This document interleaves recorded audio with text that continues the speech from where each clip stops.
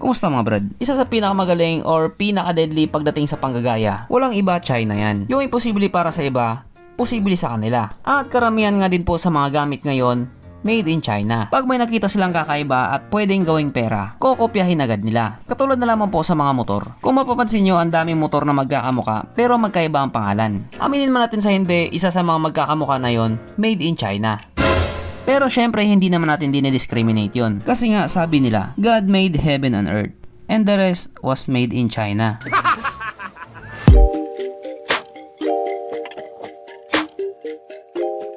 Pero syempre bago tayo magpatuloy, kung bago ka pa lamang napadpad dito sa aking walang kwentang channel, huwag ka na mag-subscribe.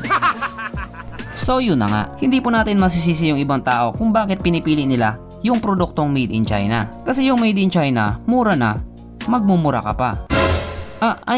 Mura na, kaya abot kaya pa. Yes po, abot kaya talaga yung mga produktong made in China. Pagdating nga din po sa mga motor, pag hindi afford ng mga tao yung motor na gusto nila, naghahanap sila ng alternatibong pamalit. Kaya hindi na nakapagtataka kung bakit ang daming kamuka ng Honda Click. Ganon din maging si NMAX. Pero kung iniisip nyo small displacement lang ang kayang kopyahin ng mga Chinese manufacturer, doon kayo nagkakamali. Kasi maging ang superbikes ng mga kilalang brand, hindi rin po nila pinalagpas.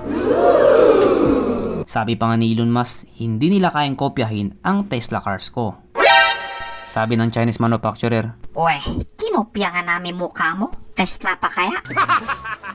sa totoo lang, unstoppable talaga yung mga Chinese manufacturer. At isa nga po sa mga superbike na kinopya nila ay ang Ducati Panigale 959. Yes po, hindi po nakaligtas ang Ducati Panigale. Kung looks nga pong pag-uusapan, masabi kong 90% talaga kuwang-kuha niya. Ang ganda pa naman niya, kuwang-kuha niya rin ang puso ko. Gunggong! Barinig kita sa mukha eh! Hindi rin naman talaga 100% kinopya nila. Pagdating kasi sa makina, mas mababa ito. Kumbaga yung forma dating lang talaga yung kinopya nila. At ito nga po ay ang Moshao 500RR na galing nga po sa China. At dahil nga sinabi ko na yung China, tataas na naman ang kilay ng iba. Magko-comment na yan sila. Ay wala yan, China pala yan, bulok pala yan eh. Basta China, mabilis masira yan. Ew, yucks, hindi talaga ako bibili ng made in China. Promise. Weh, sige nga, anong brand ng cellphone mo? O diba, ipokrito ka?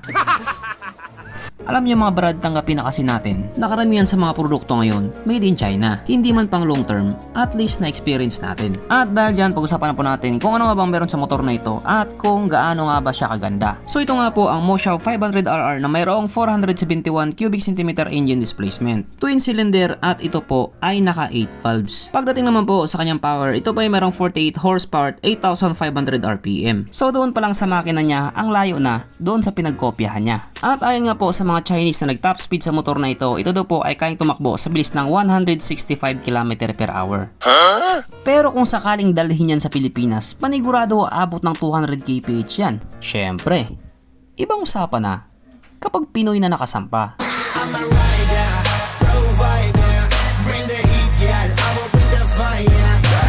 Ang kanyang tangke ay kayang makarga ng 22 liters fuel tank capacity na kumukonsumo naman daw po ng 22 kilometers per liter. So hindi na rin masama. Pagdating naman po sa kanyang braking system, ito po ay naka-dual disc brake sa harap at disc brake din po sa likuran. Syempre ito po ay naka-dual channel ABS. Ibig sabihin napakaganda po ng kanyang mga preno. At ang pinaka-highlight nga po sa motor na ito ay ang kanyang single-sided swing arm na talagang namang napaka-astig tignan. Ang kanyang mga ilaw naka-LED na lahat at naka-full digital din ang kanyang gauge panel. Katulad nga ng sinabi ko kanina, 90% mukha talaga siyang Ducati Panigale. Syempre hindi naman talaga nila 100% kokopyahin yan. Bawal din kasi yun. At nandito na nga po tayo sa exciting na part, ang kanyang mga suspension. So sa harapang bahagi nga po, ito ay ginamitan ng pangmalakasang upside down fork. At sa likuran naman po, ito ay gumagamit ng single-sided monoshock. Na ayon nga po sa mga taong nakagamit sa motor na ito, maganda ang bounce.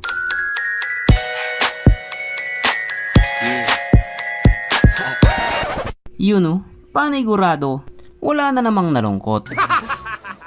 Pero dito panigurado may malulungkot. Sapagkat alamin na po natin kung present nga ba sa motor na ito yung tatlong pinaka-importanting features. At una na nga po dito ang kanyang lagayan ng istalyon at nakakalungkot mga sabihin, wala po siyang ganon. Wala po siyang lagayan ng istalyon. Pangalawa, wala din po siyang sabitan ng andox. At oras na nga po para sa ating Red Horse Check. Ang pinaka-importanting feature sa isang motor. At ayon nga po sa kay masusing pag-aanalisa, ang motor na ito ay kayang magkarga ng... Wala po siyang kargahan ng Red Horse. So therefore, ang motor na ito ay hindi naman pala recommended.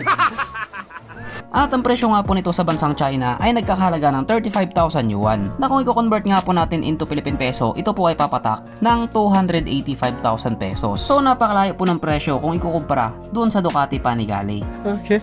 At para naman doon sa mga taong galit na galit sa Made in China, pero Made in China din naman ang cellphone katulad nitong tao na to, may kaunting trivia lang po ako sa inyo, since marami din naman ang tatanong kung kailan nga ba ito ilalabas sa Pilipinas or kung ilalabas nga ba siya sa Pilipinas. Sa totoo lang mga brad, hindi ko pa talaga alam kung ilalabas nga ba talaga siya sa Pilipinas. Pero may mga bahagi po sa kanya na nandito na sa Pilipinas, sapagkat ang kanya nga pong makina at ang makina ng Vogue 500R ay iisa na ginawa nga po ni Lonsin. What?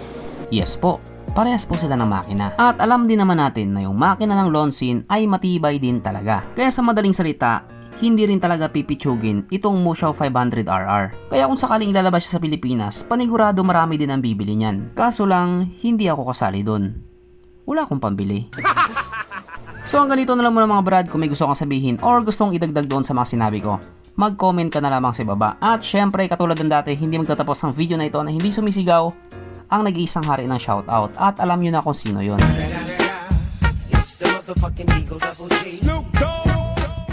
So shoutout nga pala kay Churaan. Shoutout kay Dakila. Shoutout kay Stevie Vlog at pati na rin sa kanyang misis. Shoutout kay Jeffrey Ugalde. Shoutout kay Roderick Palma.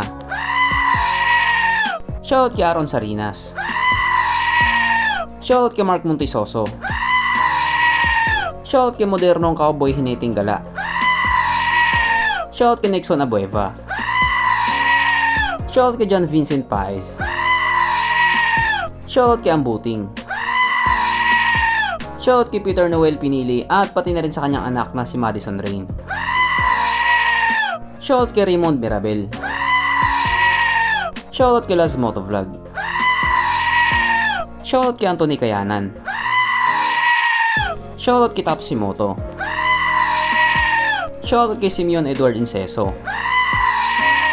Shoutout kay Jovi Mendoza. Shoutout kay Jared Manzano.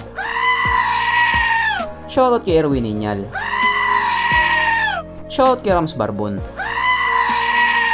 Shoutout kay Jason Cedeño. Shoutout kay John Aldrin Espera. Shoutout kay Ronel Santua. Shoutout kay Joey Ribuyon. Shoutout kay Cheng Tixon. At pati na rin kay Texman. So hanggang dito na lang muna mga brad. At muli, ride safe, stay at home at stay safe. At syempre, stay alive, okay, bye.